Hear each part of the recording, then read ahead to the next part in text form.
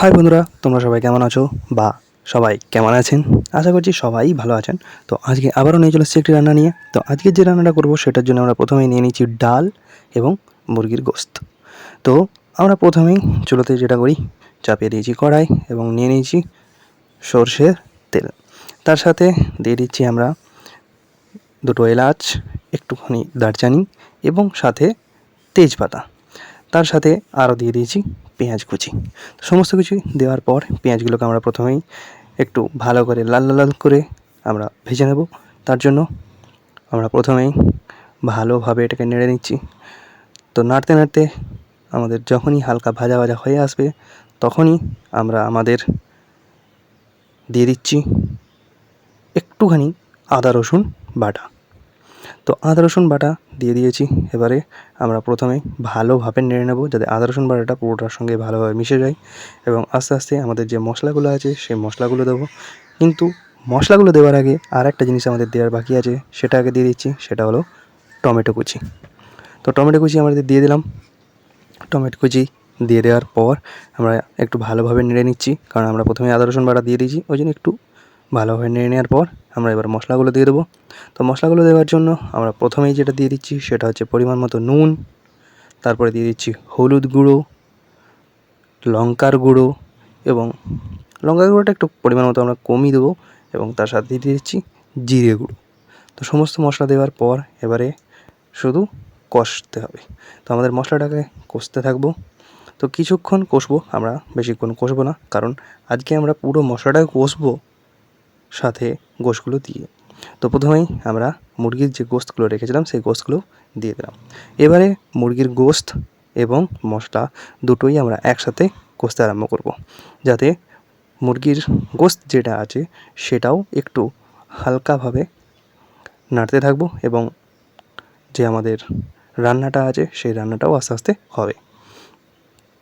তো আমরা নাড়তে শুরু করে দিয়েছি এবং এটাকে ভালোভাবে কষার জন্য আমরা মাঝে মধ্যে একটু আধটু পানিও দেবো এবং ভালোভাবে এটাকে নেড়ে চেড়ে কষবো। তো আমরা দেখতেই পাচ্ছেন একটু পরিমাণ মতো পানি দিয়ে দিচ্ছি, যাতে গোশতটা আমাদের ভালোভাবে কষা হয় তার জন্য। তো আমরা পানিটা দেওয়ার পর আরও ভালোভাবে নেড়ে নিচ্ছি। নেড়ে নিতে নিতেই আমরা দেখব যখন তেল ছাড়তে শুরু করবে তখনই আমাদের গোশত প্রায় রেডি হয়ে আসবে, অর্থাৎ গোশত কষাটা আমাদের রেডি হয়ে আসবে। তো দেখতেই পাচ্ছেন আস্তে আস্তে আমাদের যে পানিটুকু যেটা দিয়েছিলাম সেই পানিটাও মরতে শুরু করেছে এবং হালকা তেল ছাড়তে শুরু করেছে। তো যখন দেখব পুরোপুরি তেল ছাড়তে শুরু করেছে তখন আমরা বাকি যে কাজটা আছে সেটা করব। তো আমাদের রান্নার দেখতেই পাচ্ছেন যে গোশতের যে ঝোল যেটা ছিল বা পানি যেটুকু দিয়েছিলাম সেটা প্রায় মরে গেছে, এবার শুধু তেল হয়ে আছে। তো তখন আমাদের আগে থেকেই ভিজিয়ে রাখা যে ডালগুলো ছিল, তো সেই ডালগুলো আমরা দিয়ে দিলাম।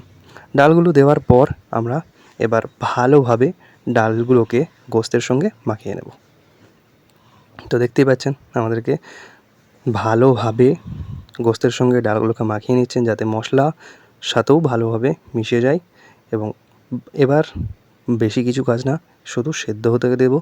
তার জন্য আমরা আগে ভালোভাবে এটাকে পুরোটাকে মাখিয়ে নেব এবং মাখিয়ে নেওয়ার পর আমরা দিয়ে দেবো একটু বেশি করে পানি, তারপরে সেটা হবে। তো আমাদের দেখতেই পাচ্ছেন পুরো মাখানো হয়ে গেছে। তো মাখানো হয়ে যাওয়ার পর আমরা এবার ওপর থেকে দিয়ে দিচ্ছি বেশি করেই একটু পরিমাণ মতো পানি।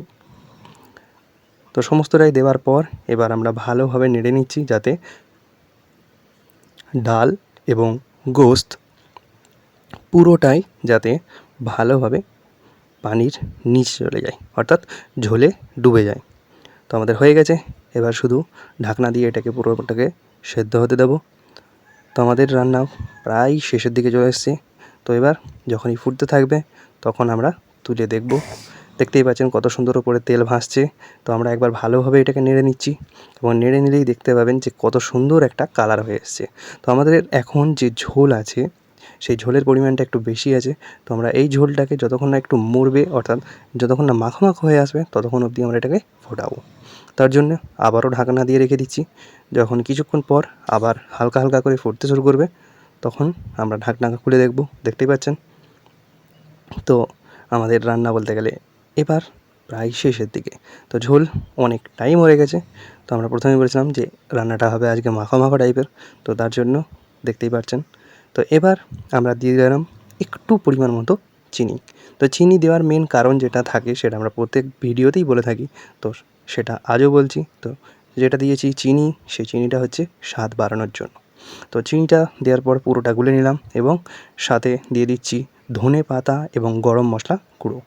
ধনেপাতা এবং গরম মশলা গুঁড়ো দেওয়ার পর আবারও আমরা ভালোভাবে নেড়ে নেব, যাতে গরম মশলা গুঁড়ো এবং ধনেপাতাটাও ভালোভাবে মিশে যায় এবং আমাদের যে রান্না হচ্ছে সেই রান্নার স্বাদ এবং গন্ধ আরও ভালো হয়। তো এবার আমরা ঢাকনা দিয়ে নামিয়ে নেব, তাহলেই আমাদের রান্না কমপ্লিট। শুধু এবার খাওয়া কাজ বাকি। তো অবশ্যই আপনার বাড়িতে রান্না করবেন ডাল দিয়ে মুরগির গোশত এবং বলবেন যে কেমন লাগছে। সাথে আমাদের বাড়ির ফেসবুক পেজ এবং ইউটিউব চ্যানেল দুটোকেই ফলো সাবস্ক্রাইব করবেন, সাথে লাইক কমেন্ট শেয়ার অবশ্যই করবেন। ধন্যবাদ।